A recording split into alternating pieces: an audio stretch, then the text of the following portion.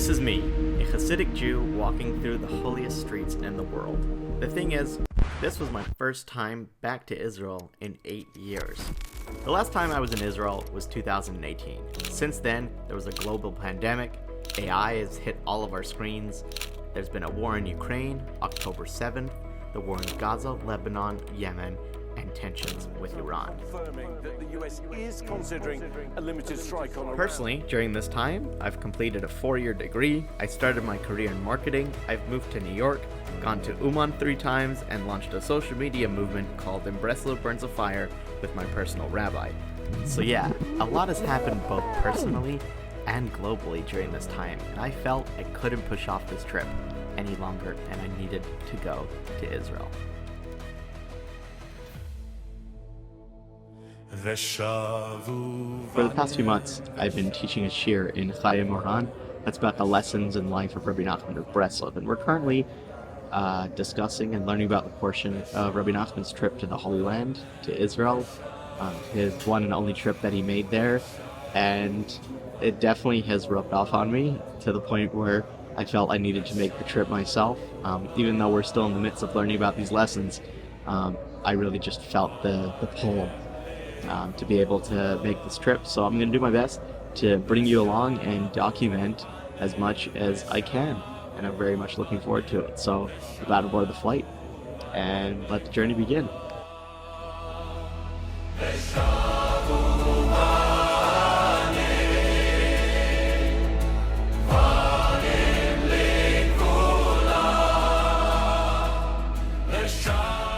So anyone knows me by now knows that whenever I travel, I like to bring my tikkun akwali. This is something that I've put a lot of hard work and effort into. It's got Rabbi Nachman's 10 chapters of Tehillim that he says are a cure for any spiritual malady. We've got some other tefillas in there, Kriya Shema Nishmas, Birkas Hamazon, section on Hisbodedus and Pidyon Nefesh. So I always bring this wherever I go, and you can get it on Amazon. But for me, it's my number one travel companion wherever I go.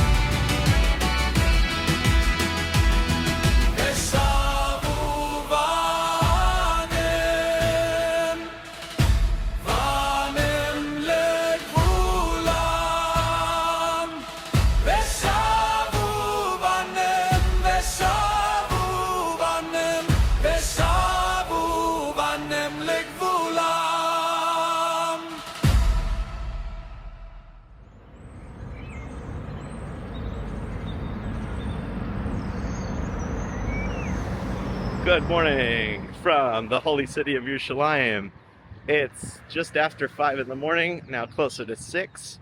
With the jet lag, I was up around 4-ish and decided, why go back to sleep when you can enjoy the beautiful city as much as you can? You can sleep when you get back. So we're on our way to Aish. There's a shir in Likutei Moran that's given there every morning at 6 a.m. It's called Likutei Cafe.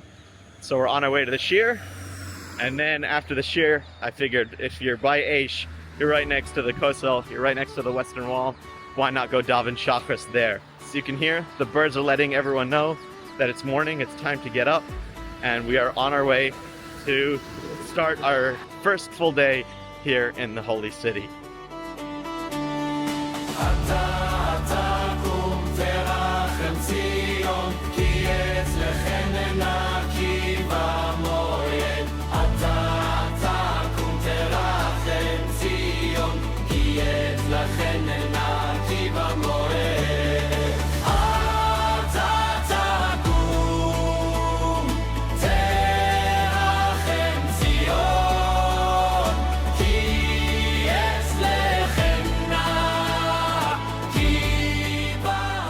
now we're in the old city proper.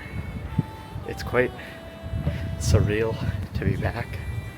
I miss it, and so much has happened in the 8 years since I was here last. But at the same time, it doesn't feel like it's been 8 years. It kind of just feels like I'm back and never left. Everywhere you walk here in this city is filled with so much history. Like, we're literally walking. It might be a couple meters above where the old city used to be, but this is where our people walked, not only 3 times a year to be able to come and bring sacrifices and korbanos to the base of Mikdash, but this is where they live. This is our history is right here. We're so close to the Kotel, I could almost see it, but I want to be able to prepare myself first with learning some Torah. And here we go. Here's Aish. This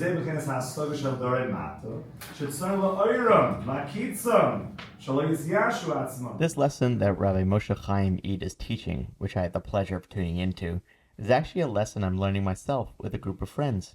You can also tune into our channel to learn this very lesson from Rabbi Gisselson.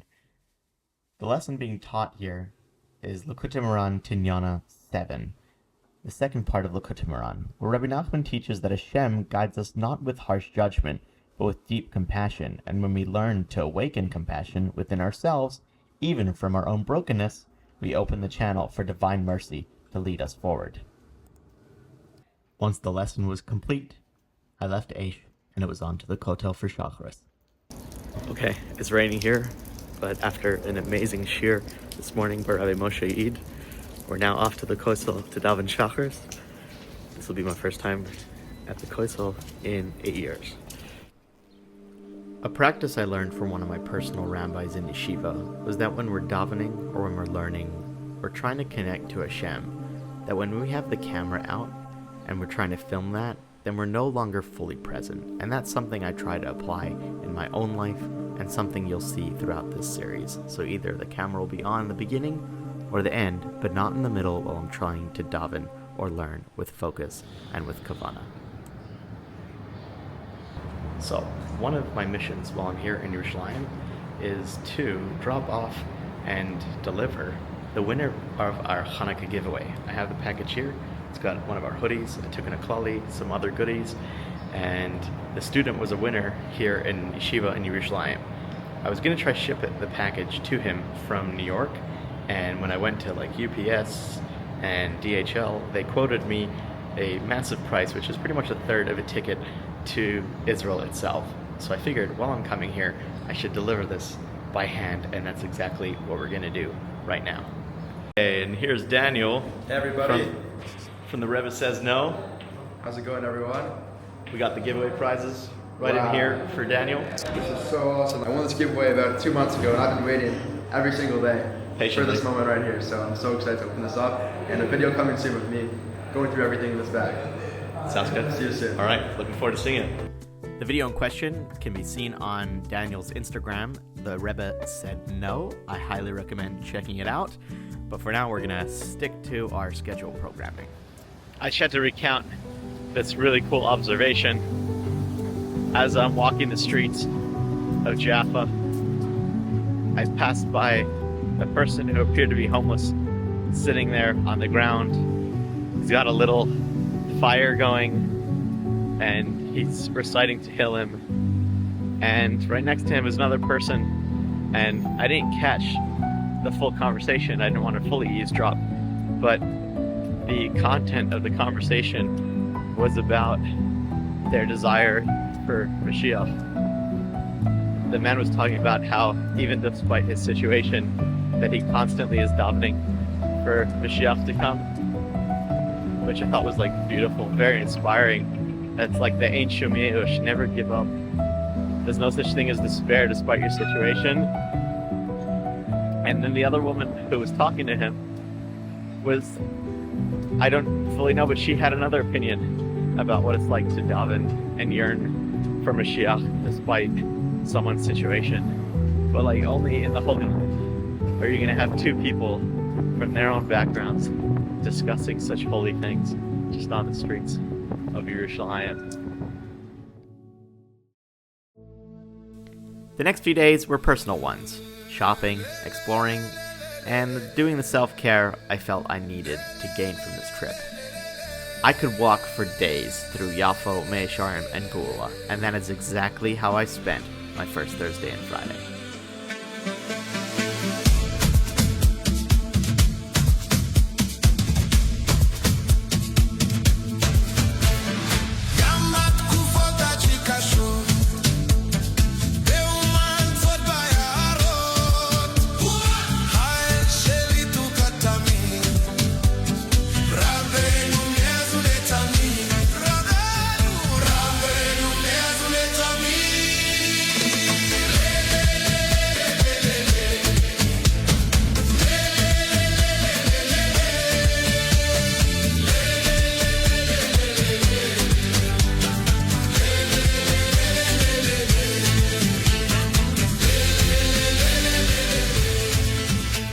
Hi everyone, I'm here with an amazing, talented artist. His name is Binyamin. Hello. Binyamin makes these beautiful kippot all by hand, B'zchus Rabbeinu. I'll show you. Right now I'm wearing one that Binyamin made by hand. Very, very beautiful stuff. Here, this one. And they're made very, very quickly. Binyamin can do it in like 2 hours? Oh yeah. Yeah, very fast. Oh, look at this one. Beautiful. I bought 2 kippot from Binyamin, And but don't forget the and the special strymels for Uman Rosh Hashanah. So if you're in Uman or if you're in Eretz Yisrael, you gotta come check out Binyamin. Reach out to him or follow him on Instagram at Kippot Rabbeinu, right? Okay, so let's talk about something. When you're in Israel, there's something really interesting that happens where, okay, there's public transport, there's taxis, there's cars, but one thing you find yourself doing a lot is walking.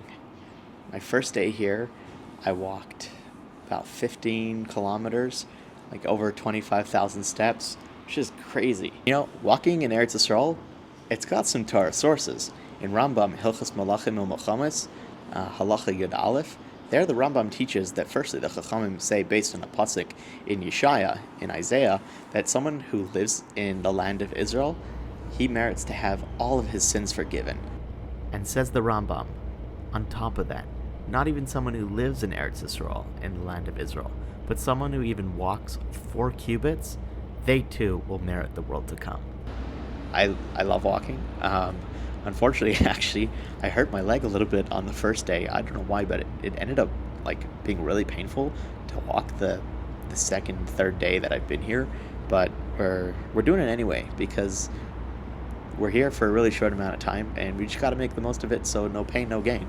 So we've just been making it happen. So just want to come in here and share that. Coming up next is a story of getting lost in the rain, climbing many stairs, and plunging in the cold mikveh of the Arizal. You guessed it. Welcome to Tzfat.